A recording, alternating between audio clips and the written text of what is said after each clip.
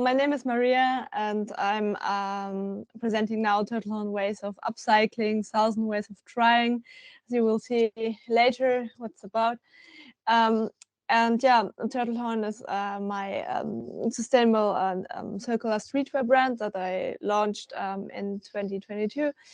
And it was out of urge of this new era of Corona times, let's say, after I graduated, I actually wanted to work in a fashion branch to earn more experience, and but it was a difficult time because everyone wanted to more to their employees and to employ, so I decided to be autonomous, and I think it was the best decision because actually I also wanted to be a designer who was trying to make the world a little bit better, kind of a emerging designer making the world a favor, like feeling useful for doing something. And yeah, this is why I wanted to become a fashion designer as well. And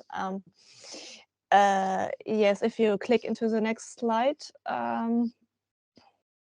yes, yeah, this is me in my studio, and I have some conceptual ways of thinking about genderless design, approaching sustainability with my work, and I'm also focusing on a circular business model, trying to be as sustainable as possible in ways of material sourcing, production, and retail. And I'm also developing a special pricing system to make sustainable fashion more affordable, because yeah, it's necessary in these days. We all know that sustainable fashion is not affordable for everyone, and go away from this term of luxury fashion, because I really hate this term. I think it feels like unnecessary, and yeah, and therefore upcycling, I want to make value with it, and also englobe it with social workshops and upcycling workshops. Okay, let's go to the next slide. Where waste materials are my new raw materials.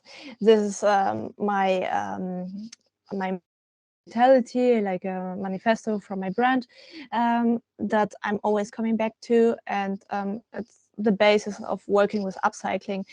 So here's a picture. It was taken by me by a conference in Maastricht of the Sustainability Hub in 2021, and yeah, I won the second prize for circular design, and here I showcased my graduation collection, Trash Roots, where I worked with traditional handcrafts like weaving and knitting techniques, and bringing the maximum amount of wasted textile into one piece of clothing. So really like a good reduction of all the waste.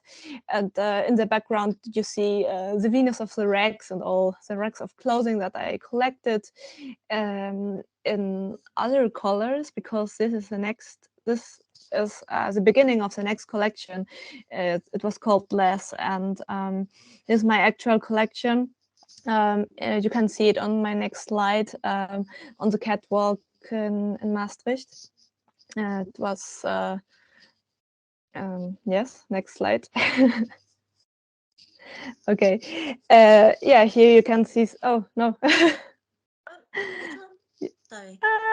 The fashion show. Yeah, okay. Thanks. Yes, these are some examples.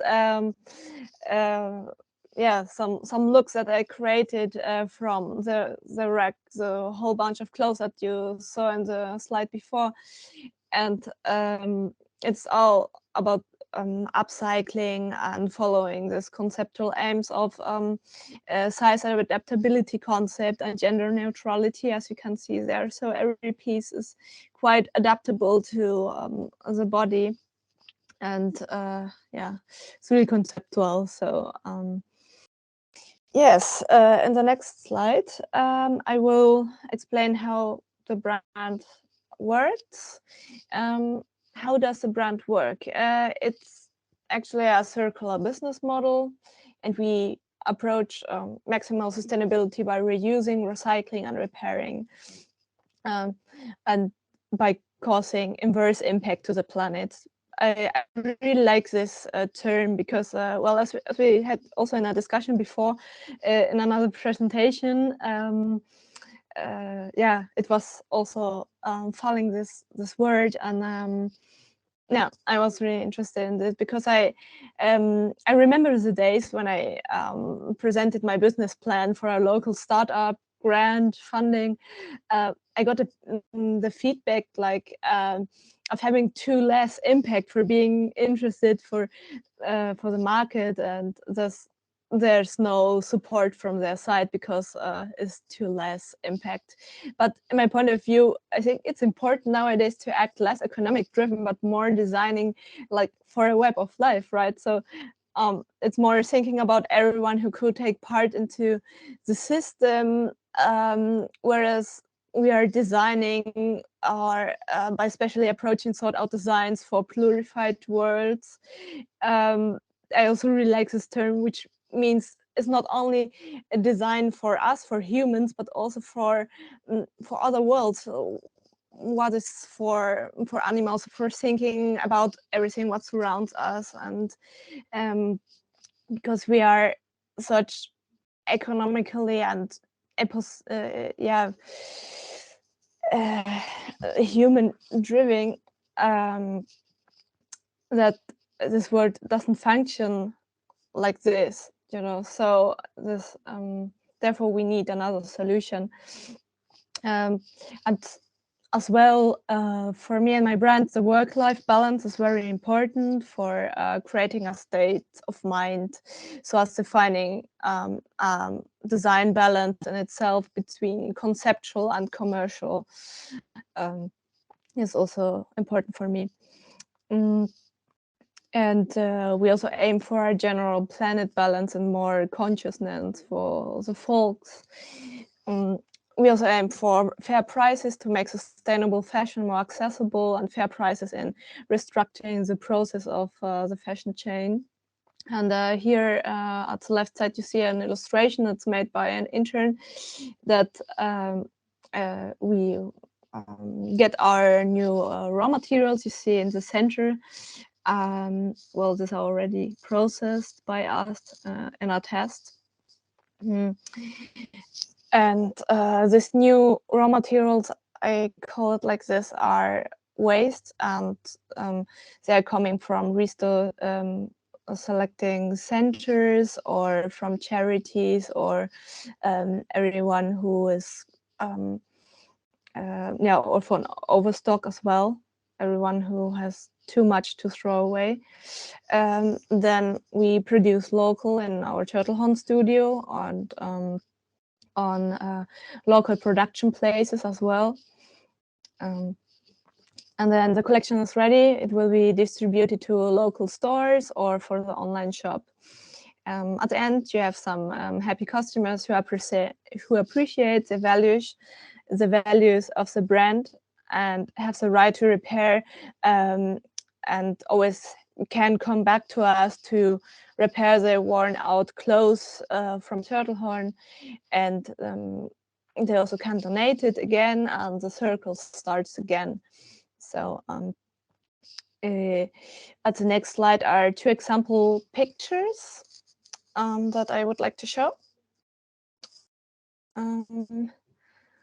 Yes, at the left side, it shows our material sourcing, and it is a laboratory which has a lot of leftover polyester yarns as daily residuals, and it's a lot per day. But I use it as a filling material for jackets, for instance, or other kind of items. And it has many uses that I still didn't discover, but I'm researching the properties. At the right side, you see a sorting center in the Netherlands where I get some clothing from. They collect the whole clothing that lands in the bins from Zuid-Limburg, which is in the south of Netherlands, and is classified and recycled into the next steps. Many things are also in good quality, exported to other countries. But yeah, and here you see the outcome on the next slide. This is how to create awareness with my brand, with the philosophy we have, for example, through the collections, the annual collections, I make the statements, and with upcycling workshops as well to create consciousness. This photo is made by a workshop participant who went to Nairobi, to Africa. She's really present in getting to know the fast fashion industry with its really complex, intertwined problematic, especially with the sorted out ways to third countries. She participated in a workshop of mine, and she became really interested in what is behind the fashion industry and the problems. So she really went there to see real life problems in real life. And yeah, that's pretty impressive, I think. And her experience also inspired me to rethink my designs in the next collection as well. So I think I will make something with shoes, because I mean, we are talking a lot with landfills full of clothing, but there's also landfill full of anything else. And yeah, on the next slide, you see as well upcycling workshop pictures from people who want to learn more about recycling and sustainability and the problems inside the fashion branch, how to make a difference in daily life, how to inspire each other to recycle and develop economic friendly behavior. And at the right side, you see students at school class getting in touch with this topic and having a conversation about it, with a collage making, and later on settling their ideas down into some tryouts of upcycling, also with great outcomes. And I always see and love to see the development of the positive interaction of the participants. It's not only about learning, also developing learning moment, but also a great chance for community building. I mean, upcycling workshops are not only directed for the public in general, but also for staff and enterprises. So it's really a broad thing. What I want to aim with upcycling workshops. For example, the most recent project was for CNA. If you slide, yes, it was together a collaborative project with the universities of Hochschule Trier in Germany, and Maastricht Institute of Arts in the Netherlands, the Fashion School of Birmingham and in the UK, and a set in Porto in Portugal. And together we elaborated sustainable solutions for the development of the identity of CNA. And we all know CNA is a fast fashion brand and really have to work approaching sustainability goals, and therefore we made an upcycling collection and also development of a specific app to showcase their transparency. As you see on the left side, this is a sketch from us, from our group. Yes, how to get information about this specific product that is on the page of CNA, to get more information about it, and then how to repair it in case of anything else, and the ecological footprint it has. And there's so many things you can do with this app. So I think this is also a modern driven solution for CNA sustainability. And at the next slide, you also can see the outcome of some projects like that. At the right side, you see the upcycling collection of CNA on the starting of the exhibition. the talk. And at the left side, there is me holding a talk about another. It's not a fast fashion brand. It's totally different. They make napkins and it's about paper. Yes, we also had this in our presentation earlier this morning. And they have the problem how to get rid of the cellulose sludge they have as a waste stream. So this is about questioning what to do with their waste stream, because they only throw it away, and they pay a lot for it, and they want to make a better user and be more circular. So maybe I don't extend myself in this, but maybe on questions, because we are going to the next slide now. And I also have some research goals that I want to dig deeper, for example, on new knowledge of upcycling techniques with traditional handcrafts and new innovations, and investigate more in technology and smart textile for futuristic solutions and fabric manipulation. That would be really interesting. I would like to continue to research on innovative but smart upcycling techniques to make upcycling really like more onto the next level, so more into the production chain that should be also worth it for fast fashion, and well, in general, more a purpose for fashion, more adapted. And therefore I also need to extend my research on materiality and waste resources. And for my next collection, I already told I was inspired by shoes. I asked my question, what are alternative solutions for leather? Is fake leather better than animal leather?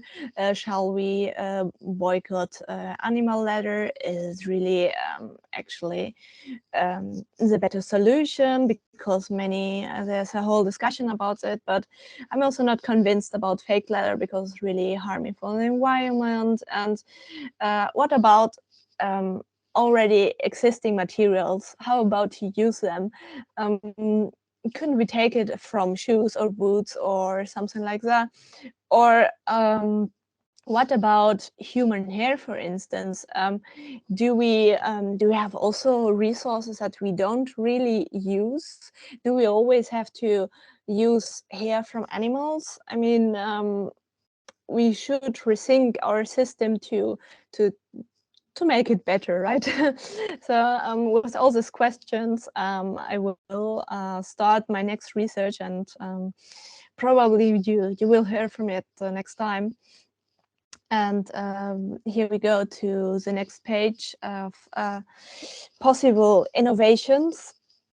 At the left side, you see here the outcome of clothing cutting rests that I had from my own studio, and I also want to become more circular.